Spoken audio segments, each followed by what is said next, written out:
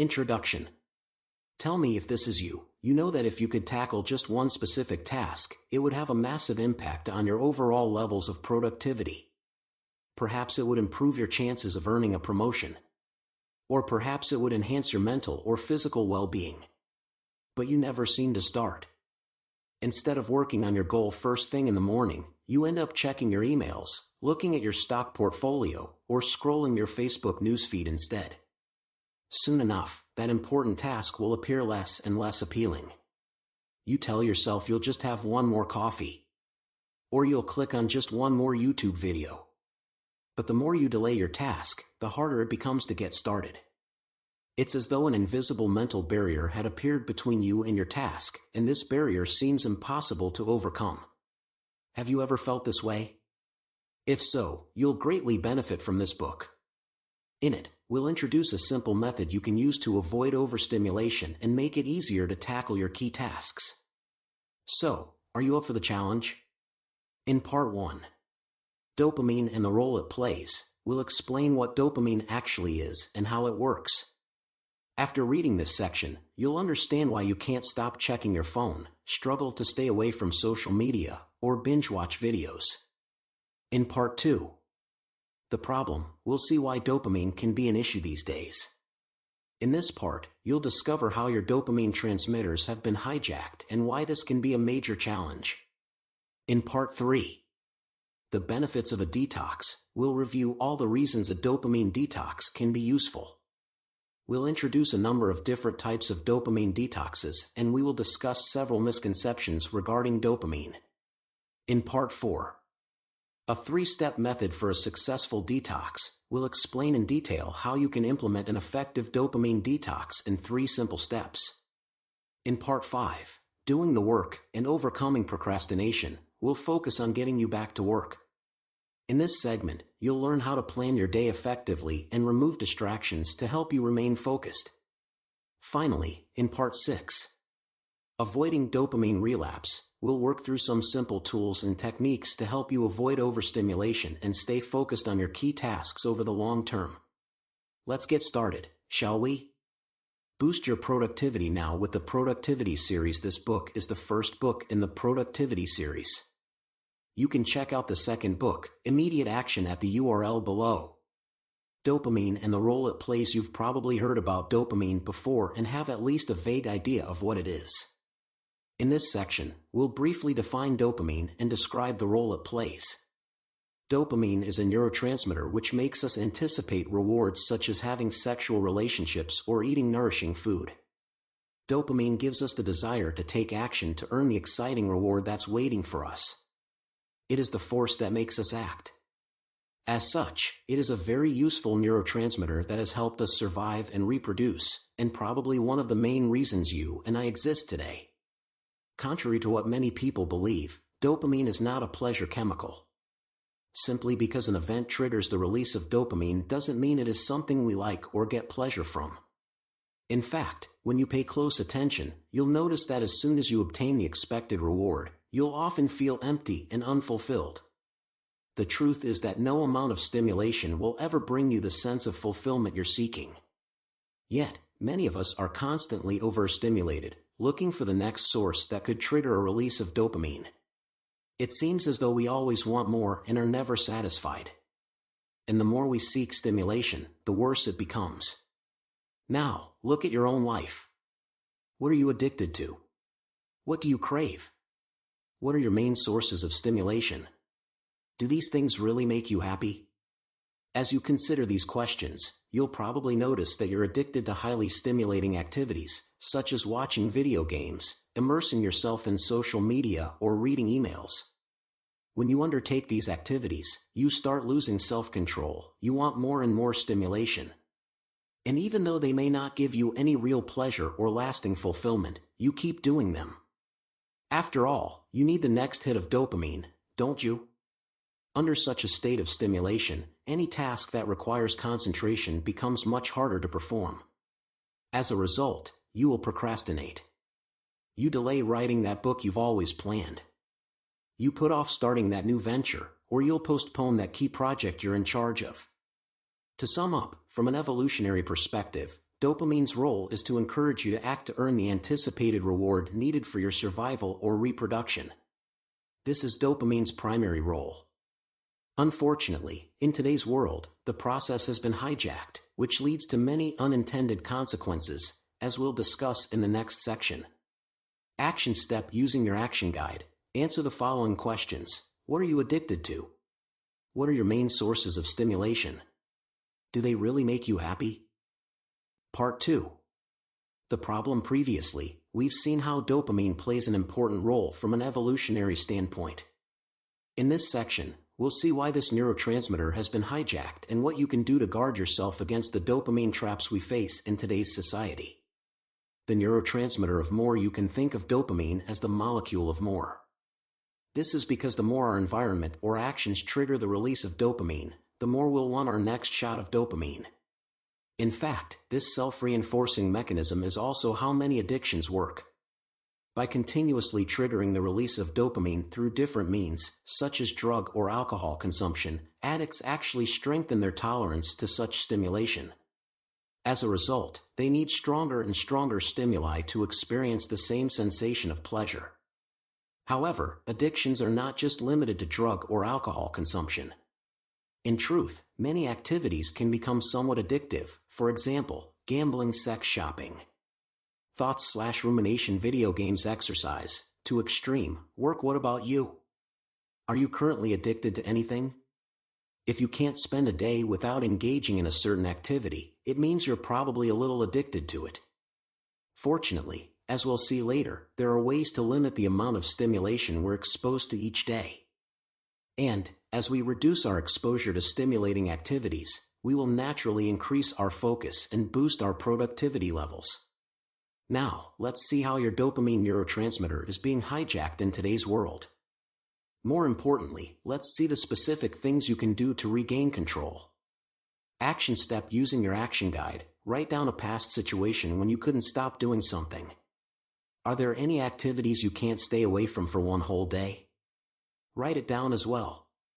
Your dopamine neurotransmitters are being hijacked. Your focus is a scarce asset, which is why marketers spend billions of dollars to attract your attention. Many apps are designed to hook you. Social media companies like YouTube, Facebook, and Instagram know that the more time you spend on their platforms, the more money they make through advertising. Perhaps one of their greatest recent discoveries is the use of notifications. How many times have you opened an app just because a red notification pops up on your screen? And how much time did you waste subsequently? I wouldn't be surprised if it ran into hundreds of hours each year. And, thanks to ever more sophisticated algorithms, companies have become better at hooking us. Amazon's book recommendation system is more accurate and widespread than any system a physical bookstore could create. Likewise, YouTube suggestions are heavily customized. And Facebook's customer research algorithm is quite amazing too. As a demonstration, try the following experiment. Visit your news feed, watch a couple of suggested videos on a similar topic and see what happens. The other day I watched a basketball video and immediately received a recommendation to view another one, so I watched it. And then, I watched another one, and so on. Now, the development of sophisticated algorithms has its pros and cons. On the plus side, it becomes easier to discover content you actually want to watch. On the negative side, it makes it easier to become stuck in a never-ending loop, watching one video after the other.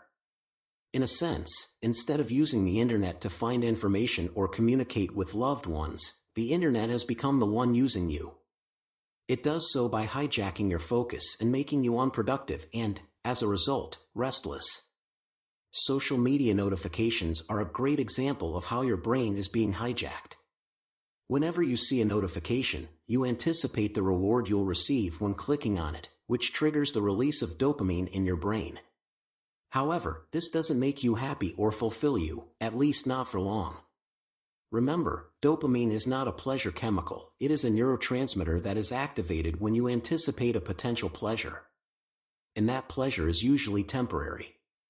Below are some other ways your dopamine neurotransmitters are being hijacked. Whenever you check your email, you're expecting a reward, which could be a message from a friend or some exciting news. Whenever you check stats, such as investment portfolio or website traffic stats, you expect a reward from seeing encouraging numbers. And the unpredictability makes it more exciting. Whenever you visit YouTube, you expect to watch interesting or exciting videos. Whenever you visit social media sites, such as Facebook, Twitter or Instagram, you're anticipating rewards such as likes or comments on your posts, messages from friends, or interesting content.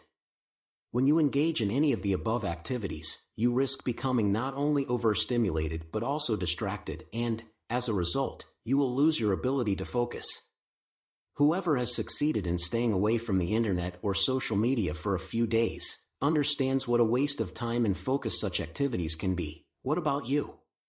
How do you allow your dopamine neurotransmitters to be hijacked?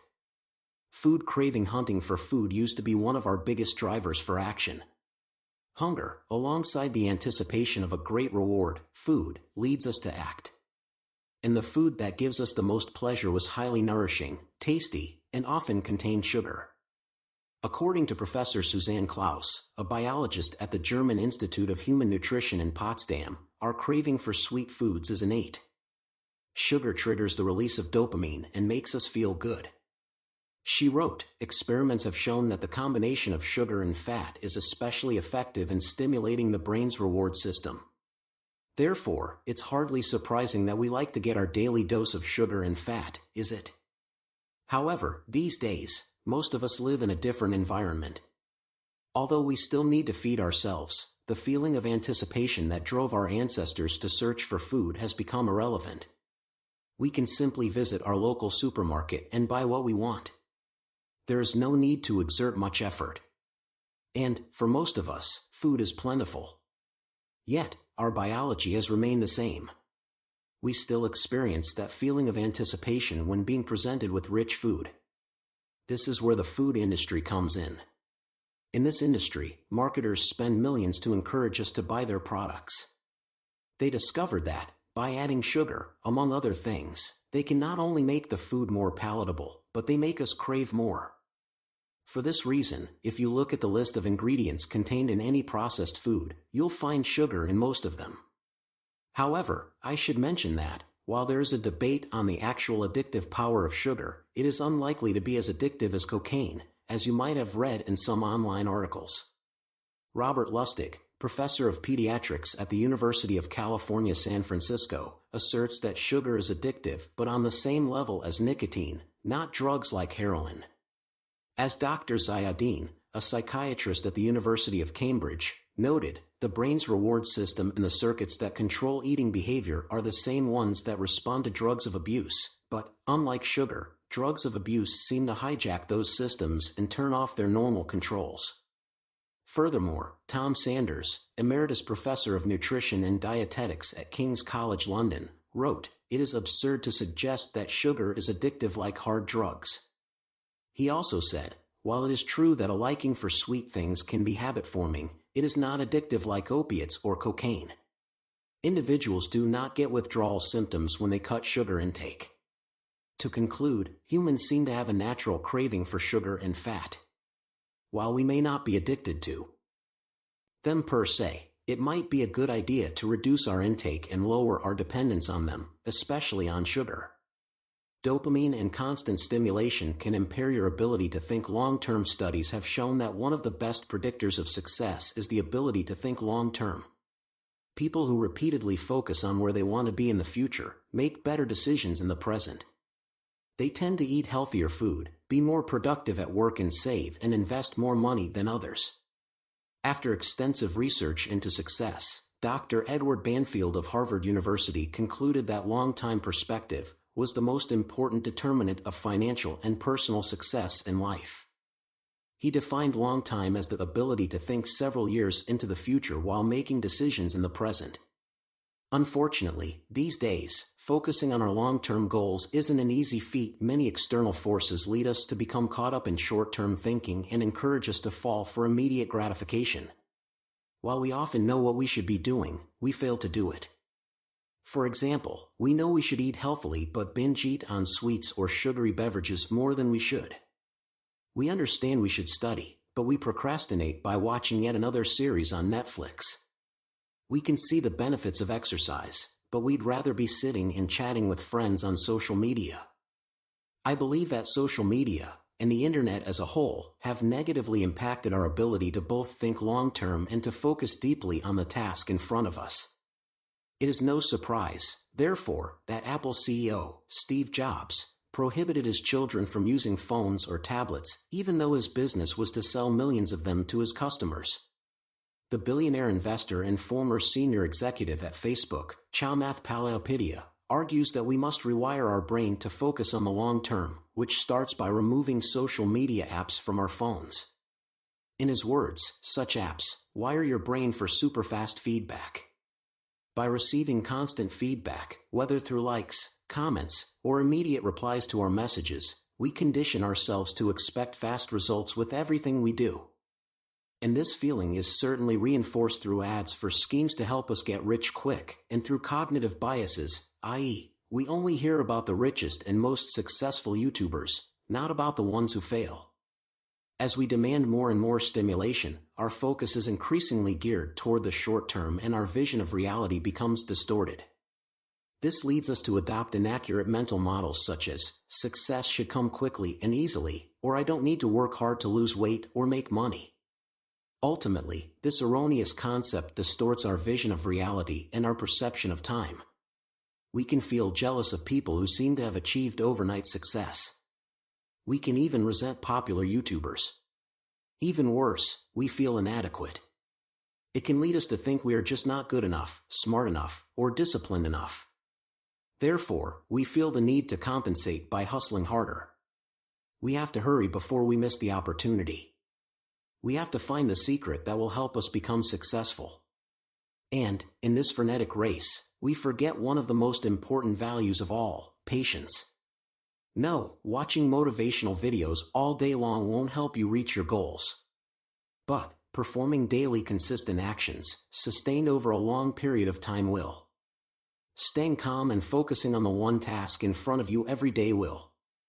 The point is, to achieve long-term goals in your personal or professional life, you must regain control of your attention and rewire your brain to focus on the long term. To do so, you should start by staying away from highly stimulating activities. Here is a perfect illustration of long-term thinking. Amazon, the world's third-largest company, was created in 1994 but had to wait until 2003 to have its first profitable year. That year, it generated a net profit of $35 million after reporting a net loss of $149 million the previous year.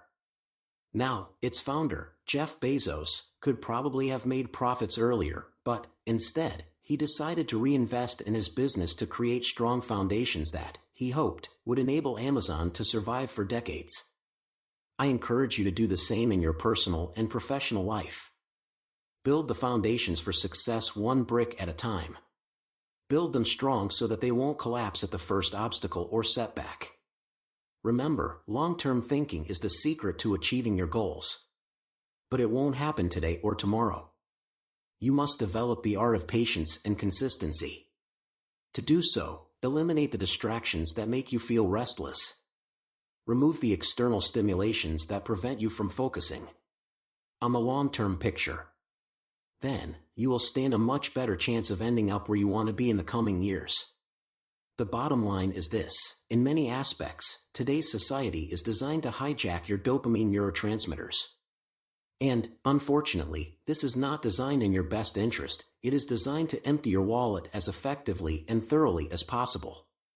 However, and more importantly, it dramatically erodes your ability to focus, making you feel restless and often bad about yourself. Overstimulated, you find yourself unable to do the difficult things that would have the greatest positive impact on your life and on the lives of people around you. Action step using your action guide. Complete the prompt below by being as specific as possible. My brain is being hijacked when you're overstimulated. While there are many reasons to procrastinate, the most important one, and the one overlooked most often, is overstimulation.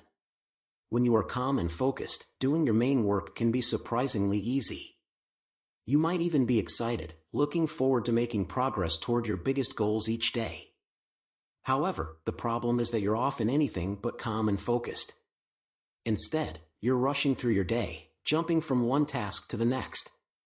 You tend to run in circles like a hamster in a wheel, yet you never seem to complete your work. You let interruptions kill your focus and you waste hours checking your emails, visiting social media sites, or watching one educational video after another. It often starts first thing in the morning when you grab your phone. Then, it continues when you check your emails. But it doesn't stop there. You then decide to visit social media sites for a few minutes. By that time, emails, notifications, and likes will have already triggered the release of dopamine into your system. In short, you've become overstimulated. Now that you've received your dose of stimulation, you can work, right? But what happens when you sit at your desk to work on an important project? Does it come easy, or do you feel like doing everything else but working? Perhaps you tell yourself you can work on that particular task later. Perhaps you suddenly fancy another cup of coffee, or perhaps you just remembered the email you need to answer. Your work can wait, or so you think. As a result, you're back into your hamster wheel, receiving more and more stimulation. This can last for hours or even days. Do you recognize yourself in the above scenario? The problem with overstimulation: when you're engaging in highly stimulating activities, your brain will keep demanding more and more stimulation. As your level of stimulation rises, regular tasks will appear increasingly dull and unappealing. You'll ask yourself, why work on my book, write a report, or create a marketing plan when I could be doing something far more exciting? The gap between your current high level of stimulation and the lower level of stimulation needed to tackle difficult tasks leads you to procrastinate. Picture it this way: you're on a different stimulation wavelength, and this wavelength has no overlap with the wavelength you must be in to tackle your major tasks. For instance, as a writer, my most important task is to write, obviously. However, as soon as I start checking social media, signing into YouTube, or looking at my sales figures, I find myself pulled into a whirlpool of distractions from which I can't seem to escape. As my level of stimulation increases, writing becomes one of the most unappealing and challenging tasks imaginable. Now, the key question is, what can we do about it? How can we lower our level of stimulation to make our major tasks appear more appealing and even exciting? We're going to discuss this in the next section. Action step: using your action guide. Write down a specific distraction pattern you often fall into that leads you to be in a state of overstimulation. For instance, it could be checking Facebook, then watching videos in your newsfeed before checking your emails and reading the news. The stimulation traps: as soon as you enter a state of overstimulation, your mind will play tricks on you to convince you there is no need to leave that trance. Instead, your mind encourages you to embrace it and seek even more stimulation. After all, we have to enjoy life, right? In this section, let's go over 4 tricks your mind plays on you to keep you overstimulated. Trick number 1: returning to work is easy. The first trick your mind will play on you is to pretend that returning to work will be easy. It will try to convince you that you can start work whenever you choose, that you're in control of your actions. But this couldn't be further from the truth. In most cases, you won't be able to get back to work for hours. You might even find yourself postponing your key tasks until the next day. The bottom line is, once you're overstimulated, you'll find it difficult to go back to work. I can't count how many times I told myself I would start writing later. It never happens. Therefore, if you catch yourself thinking you're in control of your actions and can return to work whenever you want, watch out. Trick number 2: you can do it later. Another trick your mind will use is to tell you that you can do your task later. It will convince you there is plenty of time in the afternoon, or that you can always do it tomorrow, next week, or next month. However, if you don't fight back, putting things off will become a habit. And 5 years from now, you'll be angry at yourself for having accomplished so few goals. Trick number 3: excitement is not the same thing as fulfillment. When you're engrossed in stimulating activities, your mind will sell you on how much fun and enjoyment you are having. You should do more of it. Don't worry about anything else for now. Just enjoy yourself. Or so your mind says. But whatever your mind says, excitement doesn't equal fulfillment. Once your level of stimulation reverts back to normal, ask yourself the following questions: How much did I actually benefit from watching YouTube videos, scrolling through my Facebook newsfeed, or checking my emails repeatedly? In hindsight, was the time spent in a meaningful way? Did it enhance the quality of your life? Remember, excitement isn't fulfillment. Excitement can be fun, but make sure you work on developing an inner sense of peace and a heightened state of focus. This is much more likely to bring you fulfillment in the long run. If you want to learn how to use your time both effectively and meaningfully in greater depth, read Book 8 in my Mastery series, Master Your Time. Trick number 4, you're missing out. Checking emails or news every 30 minutes gives you the illusion of having some control over your environment. You don't want to miss an urgent email or the latest breaking news, right? But do you always need to reply to emails right away? Do you really have to check the latest news regularly? This way of thinking results from the fear of missing out. And this fear reflects a scarcity mindset, which is based on the idea that there might be a limited number of opportunities available to you. As such, you should seize each opportunity while you still can, shouldn't you? But opportunities are everywhere. There will always be more in the future. Thus, if you miss a piece of news, were unable to join a particular event, or failed to watch your favorite YouTuber's last live video, it's okay.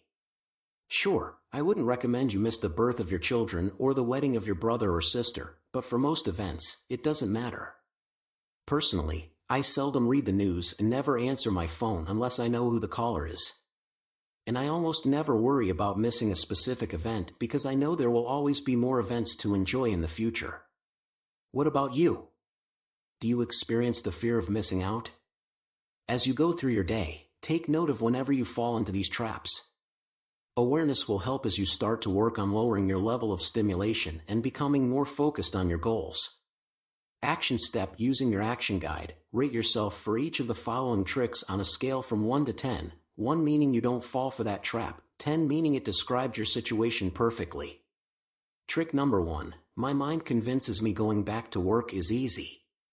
Trick number 2, my mind tells me I can do it later. Trick number 3, my mind makes me believe that excitement is similar to fulfillment.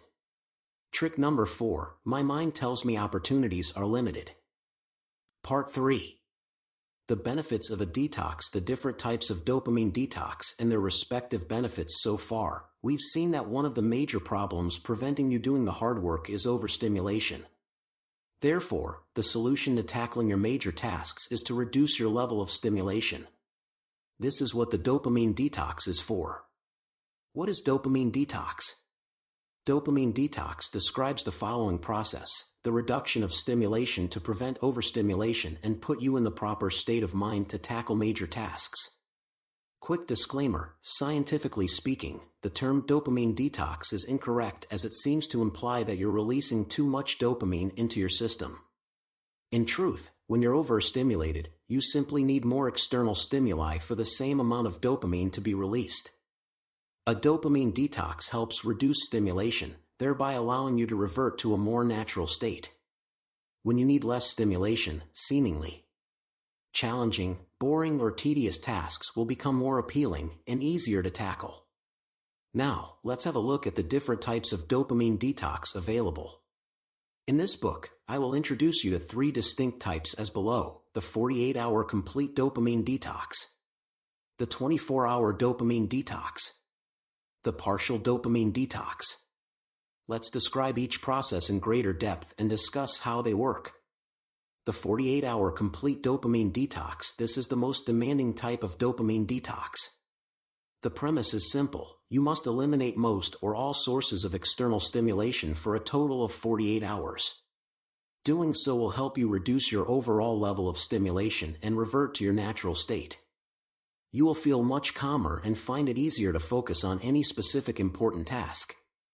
By eliminating all external sources of stimulation, I mean you need to remove the following things from your life for 48 hours: drugs/alcohol consumption, exercising, internet, movies, music, except perhaps for relaxation music, phone, social media, sugar/processed foods, and video games. Each of the above activities stimulates you, some more than others. Now, you might wonder, if I eliminate these distractions, what should I be doing instead? Here are some suggestions. Going for a contemplative walk, journaling, meditating/relaxing, practicing awareness exercises, reading, except stimulating read perhaps, and stretching exercises. As you can see, the 48-hour dopamine detox is intensive and might appear rather drastic. But it could be even more extreme. One of my friends, Nils, attended a Vipassana retreat, which is a 10-day meditation retreat. During the 10 days, the participants are required to maintain complete silence and have no gesture or eye contact with anyone, have no physical contact, take no physical exercise, stop smoking, drinking, or taking any other drugs, give up their phone and internet, and have no outside contacts, avoid music, reading, and writing, and avoid filming or taking pictures. By comparison, the 48-hour dopamine detox sounds easy, right? Nils relates his experience in detail in his article, My 10-Day Vipassana Experience, Silent Meditation Retreat. The 24-hour dopamine detox this type is similar to the 48-hour dopamine detox but is, by definition, shorter. As such, although it will be easier, it will also be a little less effective. Note that it can take several days for your stimulation to revert to its natural level. The partial dopamine detox. This type is less demanding, but it can be highly effective when maintained over a longer period of time. It entails removing your biggest source of stimulation. Usually, one specific activity acts as your greatest distraction. For instance, for me, it is YouTube. What about you? What's your biggest source of stimulation? In the next section, we'll see how to identify it and what to do to eliminate it effectively.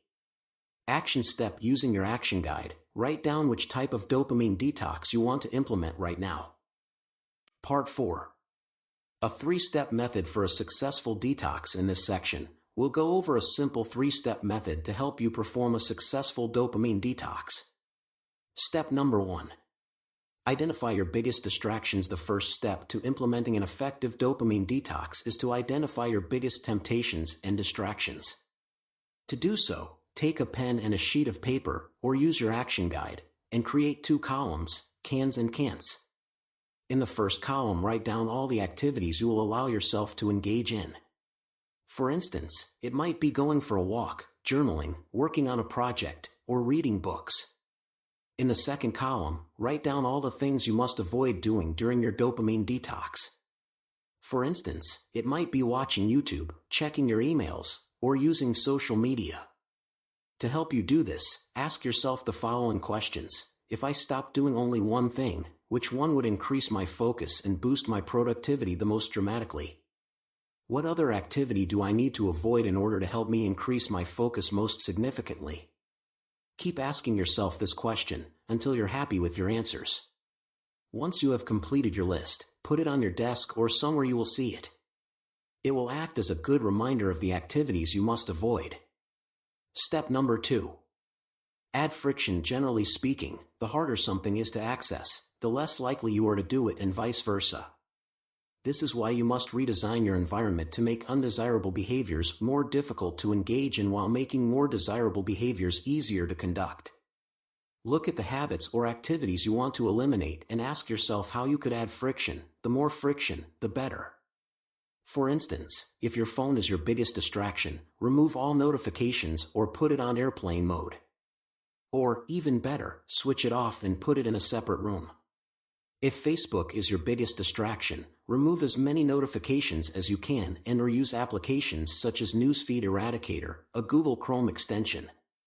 If you spend hours watching YouTube videos, install DFTube on your Google Chrome navigator, or find a similar app for your internet browser. This will remove all the suggestions and notifications. Then, only watch videos that serve a specific purpose. Adding friction might sound overly simple, but it works. This is because, as humans, we're fundamentally lazy. We hate wasting energy unless we are forced to. If you need to go to another room to grab your phone, friction number 1, and also need to turn it on, friction number 2, you are less likely to do it for a while. After I put my internet modem in my storage room, to get it back I needed to leave my apartment, friction number 1, take the elevator to descend 4 floors, friction number 2, open 4 doors, friction number 3, number 4, number 5, and number 6, to reach my modem, and repeat the actions in reverse, friction number 7 to number 12. This is a great deal of friction. Since I spent energy to take my modem to the storage room in the first place, my mind resisted getting it back right away. This would be a great waste of energy, which my mind doesn't like. The bottom line is, the more difficult you make it to engage in unwanted behaviors, the better. Conversely, make your desired behaviors as frictionless as possible. For instance, to facilitate writing in the morning, I avoid checking my phone or my emails and leave my word processor open. Then, I often put on relaxing music and use a timer. I like to do 45-minute work sessions. By doing so, I've removed friction and obtained the buy-in from my mind. It wouldn't make sense if I suddenly stopped the music, paused the timer, and moved on to another activity. My mind would see it as a waste of energy. Of course, I may still procrastinate, but removing friction and creating a simple routine reduces the chances of me doing so. Your turn now. How could you add friction to eliminate unwanted behaviors? Look at your list of can'ts. Next to each of them, write down specific things you could do to add friction. Then, look at your list of cans and write down things you could do to eliminate friction. Remember, your mind is lazy. Use this to your advantage. Step number 3. Start first thing in the morning. The third and final step is simply to get started. I recommend you start first thing in the morning before becoming overly stimulated. I've noticed that if I check my phone or access the internet upon waking up, I will probably become distracted. I also recommend you create a morning routine to help you start your day on a positive note and with a strong focus. Over the long term, a simple morning routine can make a massive difference in your life. What about you? What's the first thing you do when you wake up? Does this help you remain calm and focused, or does it lead you to feel overstimulated and result in procrastination? To establish your morning routine, write down 2 or 3 simple things you could do each morning. You'll use these activities to kickstart your dopamine detox, and, hopefully, you will stick to the routine over the long term. Remember that the routine should deepen your focus rather than stimulate you. For instance, you could meditate, stretch, listen to some relaxation music, write down your goals for the day, write down 3 things you're grateful for, or repeat positive affirmations. Action step: using your action guide, create a simple daily routine to follow during your dopamine detox, and beyond. To sum up, in order to implement a successful dopamine detox, you should 1. Identify your biggest temptations and/or distractions and write them down on a sheet of paper. Then, make sure you put the sheet in a prominent position. 2. Make unwanted behaviors harder to engage in by adding friction. 3. Make desired behaviors easier to engage in by reducing friction. 4. Implement a simple morning routine to calm your mind and start your day with a low level of stimulation. Now, decide whether you want to do a 48-hour, a 24-hour, or a partial detox. Then, identify the main sources of stimulation you'll eliminate as you go through your detox. For the 48-hour and 24-hour detox, try removing most, if not all, sources of stimulation. Stay away from the internet. Refrain from gambling. Avoid watching TV. Stop playing video games. Eat light meals free of sugar and processed food. Turn off your phone, and so on. For the partial detox, strive to remove your biggest sources of distraction. Tips to make the most of your dopamine detox: below are a few tips that will help you maximize the benefits you'll obtain from your dopamine detox. Take notes during your dopamine detox. I encourage you to take notes. If you feel restless, write it down. If you experience an urge to check your phone or to watch videos, write this down too. That way, you'll be able to identify your biggest sources of stimulation and learn more about the way your brain works. Reflect on your life. When we're constantly busy and overstimulated, we sometimes fail to take a step back. We can't see the forest for the trees. Use your dopamine detox as a way to zoom out. To do so, reflect on your goals. What goals are you pursuing? Are they the right ones for you? Are you making progress toward them each day? And if you keep doing what you're doing, will you reach them? Assess how you're using your time. Are you being truly productive each day? Do you spend time on things that matter? Which activities or projects do you really need to focus on? Which ones do you want to stop doing? Self-reflect. Are you where you want to be in life? What inner work could you do to improve yourself? Solve your problems. If you have any problems or worries, write them down alongside potential solutions. Just putting your thoughts on paper can help you declutter your mind and gain clarity. This is because it's difficult to address thoughts that stay in your mind. You tend to ruminate on them. On the other hand, writing them down makes them more concrete. It helps clarify your thinking. By giving words to your thoughts or worries, you can address them more easily. I encourage you to take a pen and a sheet of paper and answer the questions above. In the absence of highly stimulating activities, you'll be calmer and more relaxed, and this, in turn, will allow you to develop greater insight. More generally speaking, dedicating time to thinking each week can make a major difference in your life. It can prevent you making big mistakes and save you a great deal of time and energy. Therefore, refuse to let busyness be an excuse to avoid reflecting on your life.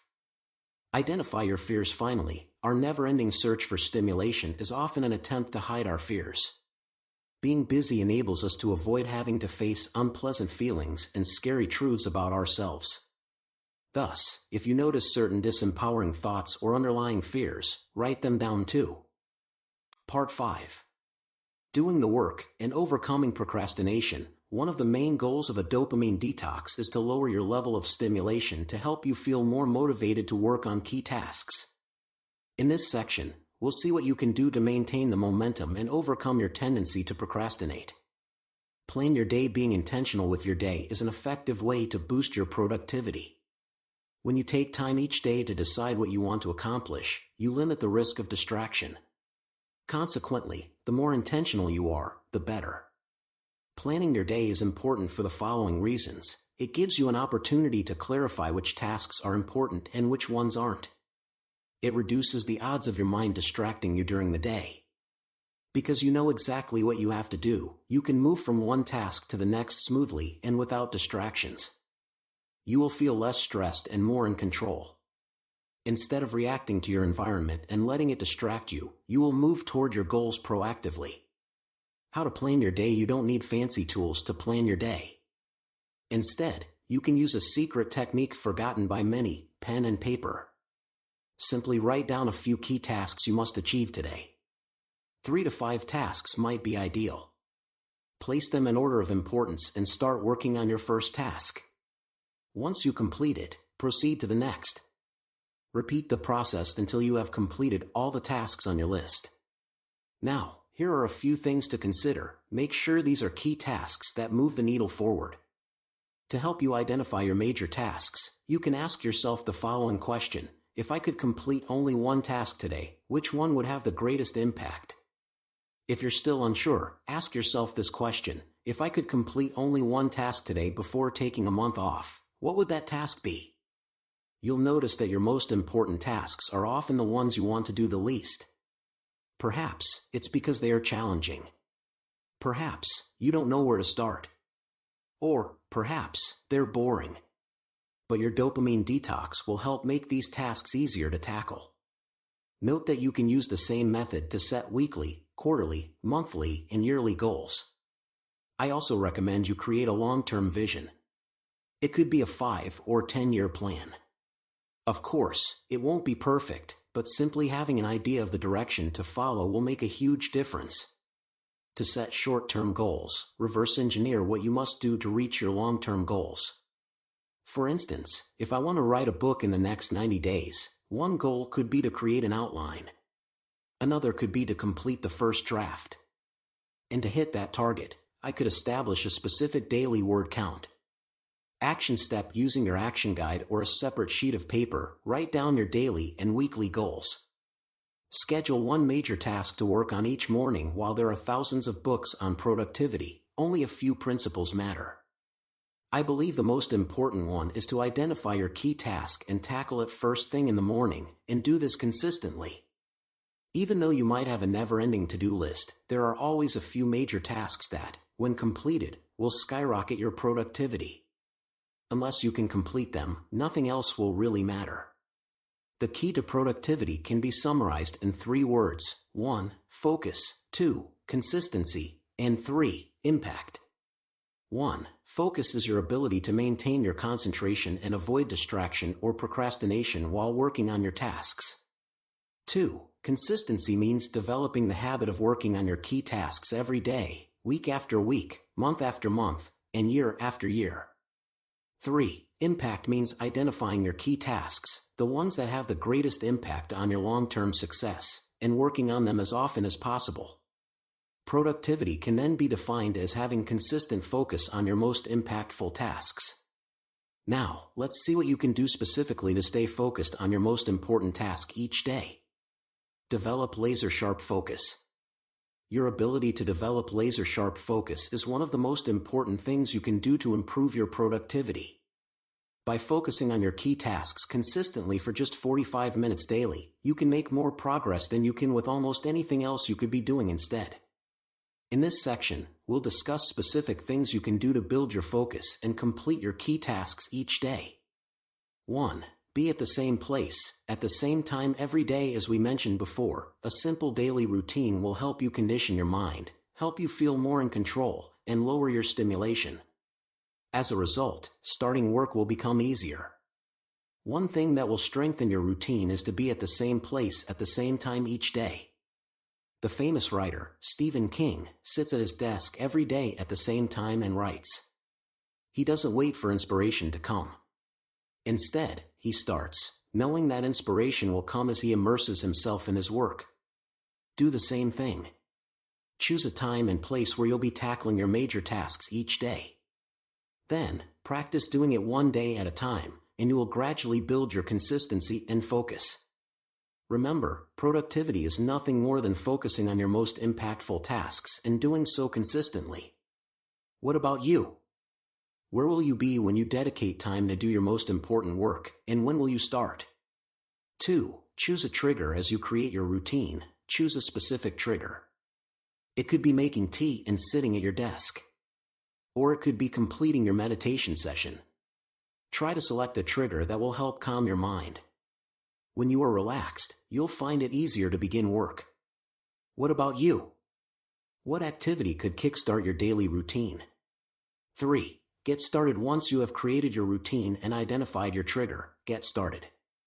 If you can start work on your tasks for a few minutes, you'll likely build enough momentum to keep going. You might even experience flow. Named by the psychologist Mihaly Csikszentmihalyi, the flow is a mental state in which you're so fully immersed in an activity that you become hyper-focused, while experiencing a sense of underlying enjoyment. Again, the more relaxed you are, the easier it will be to focus. So, just get started and don't worry about completing your task perfectly. It's okay if you don't feel motivated or creative. Taking action will generate motivation and stimulate your creativity. 4. Eliminate distractions when you work. Remove all distractions.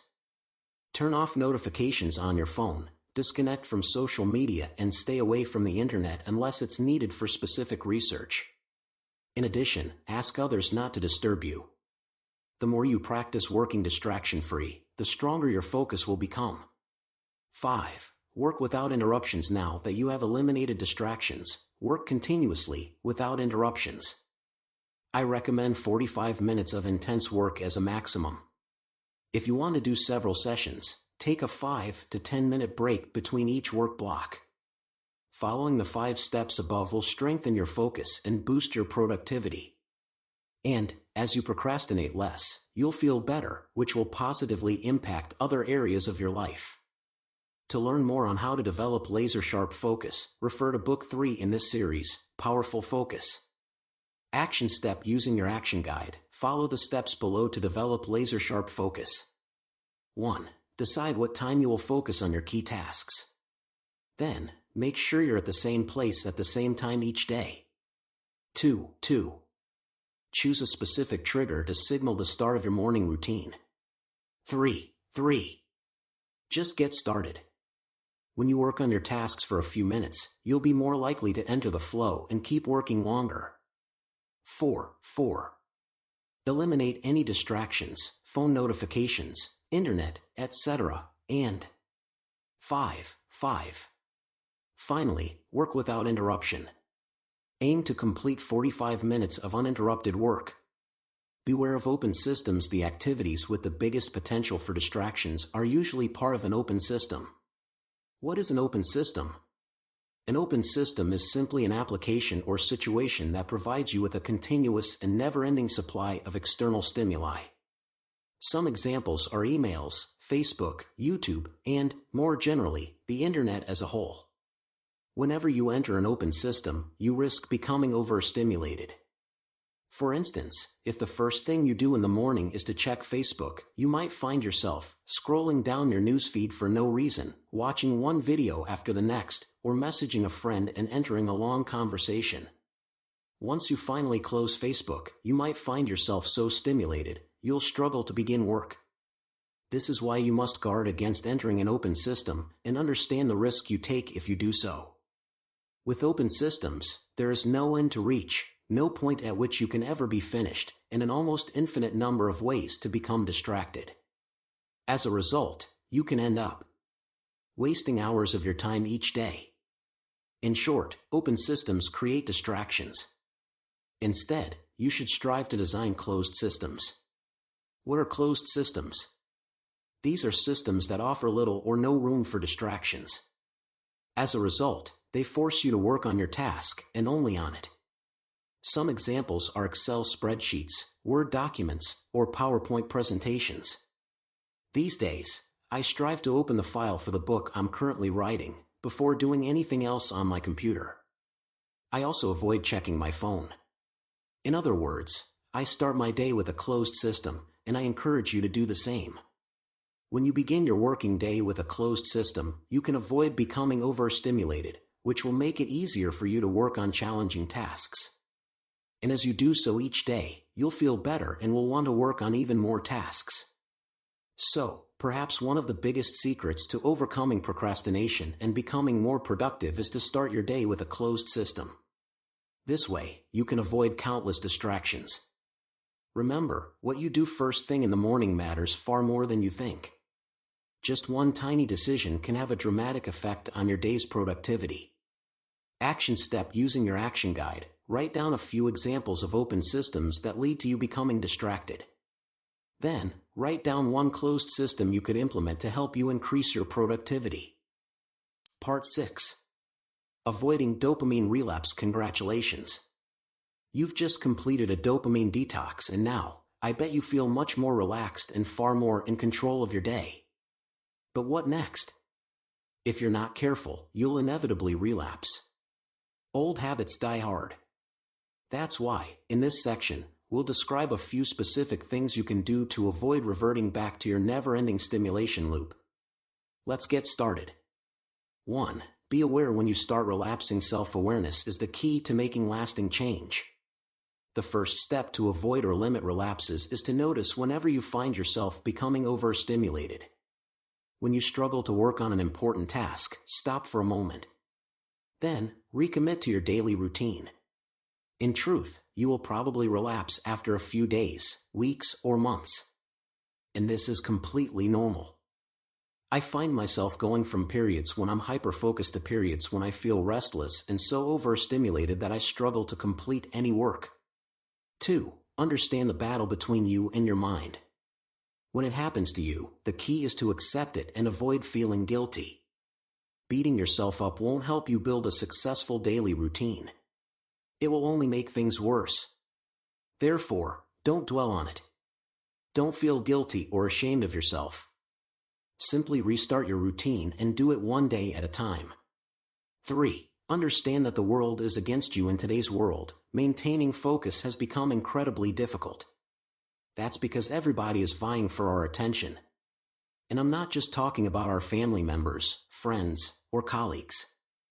I'm also talking about marketers, YouTubers, or bloggers. Nowadays more than ever, the ability to attract people's attention is one of the biggest sources of income for many companies. In short, your focus is worth a lot of money, which is why YouTube, Facebook, and Instagram do everything they can to keep you glued to your screen. However, your focus is also worth a lot of money to you. When you reclaim your focus and use it to achieve your biggest goals, you can transform your life radically. You can make more money by channeling your focus into great work, and you can increase your well-being by redirecting it toward more meaningful activities, i.e., spending time with your family and friends or engaging in your favorite hobbies. Here's my point. The world is working against you. There will always be someone trying to grab your attention. As such, you have two choices. You can protect your focus by building habits and systems, or you can remain unprepared and let anyone distract you from the important things you should be doing with your time. Which option will you choose? 4. Prepare a contingency plan. An effective way to avoid relapsing is to create a contingency plan. To do so, think of all the ways you are likely to lose your focus and revert to your previous behaviors, and guard against them by creating a contingency plan.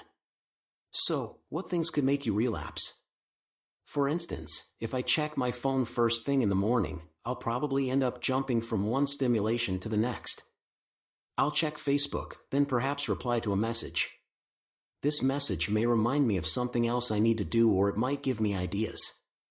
Suddenly, my mind will become agitated and provide me with a plethora of good reasons not to write this morning.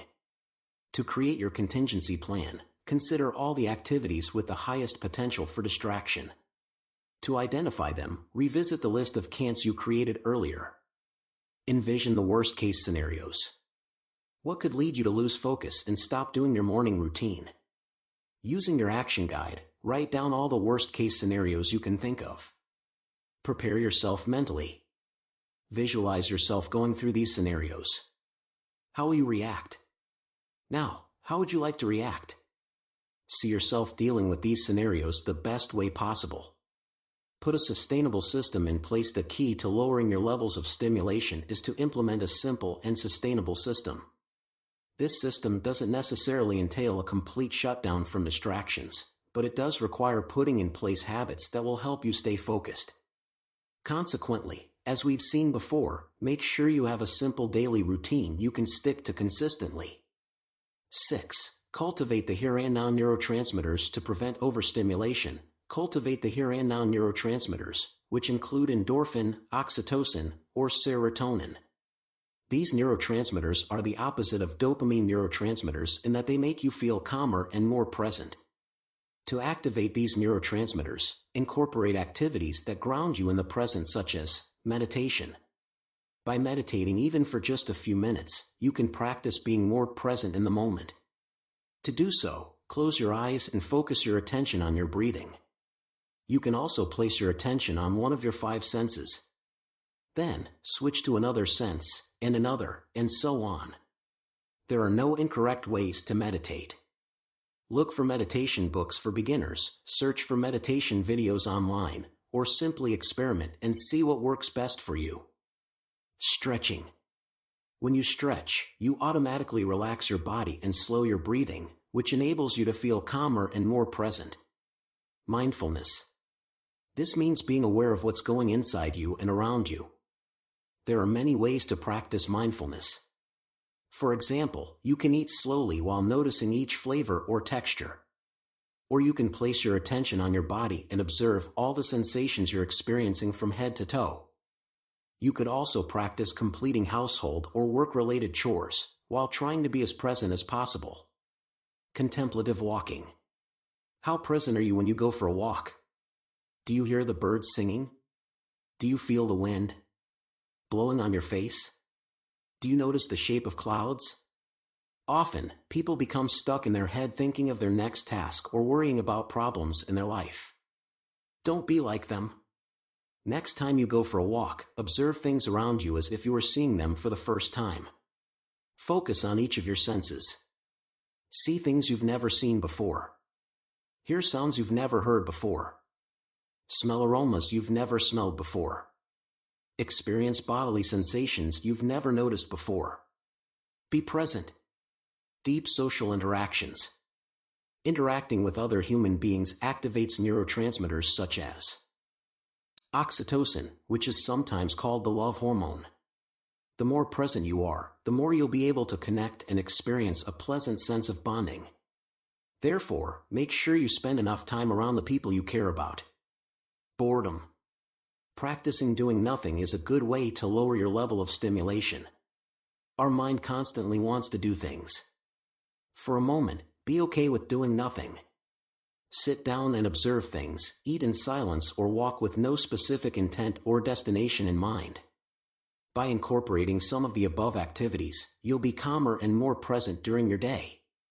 As a result, you will reduce the risk of becoming overstimulated. What about you? What activities could you implement in your daily routine? Action step: using your action guide, write down at least one activity you could engage in every day in order to stay calm and focused. Commit to a 30-day challenge. To benefit from your dopamine detox, I encourage you to implement a simple daily routine to adhere to for the next 30 days. See it as a 30-day challenge. This will help you avoid reverting to your old habits as soon as you finish your dopamine detox. Alternatively, you can read the other books in the series as you continue your journey toward higher levels of focus and productivity. Each subsequent book in the series will help you build a critical skill in just 7 days. In Book 2, Immediate Action, you'll discover how to overcome procrastination. In Book 3, Powerful Focus, you'll learn how to gain clarity and develop laser-sharp focus. In Book 4, Strategic Mindset, you'll refine your critical thinking skills and develop a crystal-clear strategy that will help you skyrocket your productivity. Conclusion: you can choose to control your focus, or you can let someone else take it away from you. When you learn to avoid highly stimulating activities that destroy your ability to remain calm and focused, you'll find yourself capable of tackling your major tasks with more ease than ever before. Going through a dopamine detox will help you lower your level of stimulation and ensure you work on your major tasks. Remember that excitement and fulfillment aren't the same things. As you learn to eliminate external stimulations and immerse yourself in your work, hobbies, or relationships, you'll experience a deeper sense of fulfillment and will feel much better. You will also end up becoming far more productive and accomplishing many of your goals and dreams. So, stop letting your environment hijack your brain and regain control of it instead. This is the key to a healthy and productive